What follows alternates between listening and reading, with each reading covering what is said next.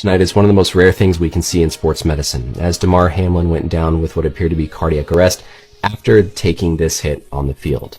Welcome back, everybody. I'm Dr. Brian Suter, and on this channel I try to teach you about the sports medicine world and give you some insight into what we see on the field. What we saw happen tonight is not related to any sort of vaccines.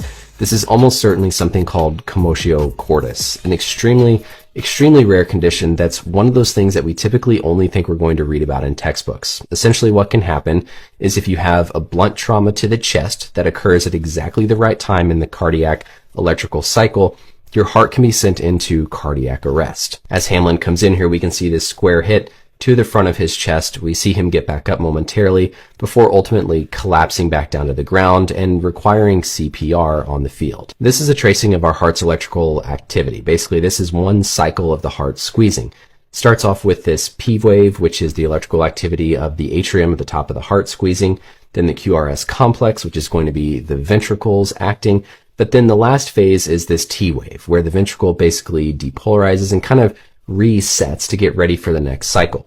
For commotio cordis to happen, you have to suffer this blunt trauma to the chest at exactly the right moment, specifically on this upstroke of the T wave, in order for the heart to then be sent into this arrhythmia and subsequent cardiac arrest. This is one of those things that not only do you have to have a high enough